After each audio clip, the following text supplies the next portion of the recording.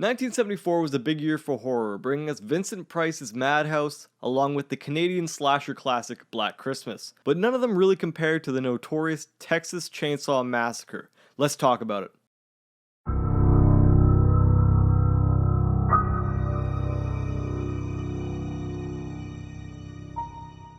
Directed by Tobe Hooper, the film follows two siblings and a group of friends on their way to an old family home, but things really take a turn when they encounter a family of violent and hungry cannibals. The Texas Chainsaw Massacre was a film way ahead of its time, and is arguably one of the most gritty and controversial slasher films in horror history. During the film's initial release, it was marketed as based on a true story, which was, yes, a marketing ploy, but it does hold a certain amount of truth. Leatherface was actually loosely based on serial killer Ed Gein, who was known to use his victim's skin to make clothing and furniture. The film was shot entirely on 16mm, which gives it this really gritty realness that just instills you with this sense of dread.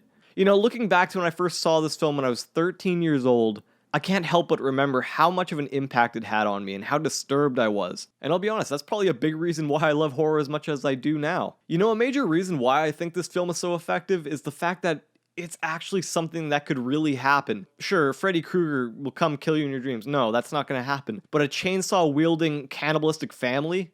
See, that's a reality. That can happen. All the actors gave an extremely raw and convincing performance. Tobe Hooper even went on to talk about how extreme the working conditions were between the horrible Texas heat, the amount of shots they had to retake, and just the overall grueling hours they had to spend on that film. Now let's talk about a few standout moments. There's a scene at the beginning of the film where they pick up a hitchhiker. What does he look like? Well, the son of a bitch is gonna smell just like the slaughterhouse. Which you later find out is actually one of the cannibalistic family members. But the moment he gets into the van, things immediately become tense. The hitchhiker tried to sell Franklin a photo, but after he refused, he came at him with a razor.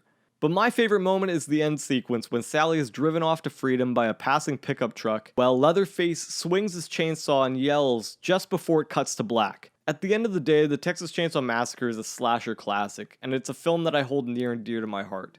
That's why I'm going to give it a 5 out of 5 on this one. If you enjoyed the video, why not hit it with a like and a subscribe? I'll see you guys in the next video. Stay scary.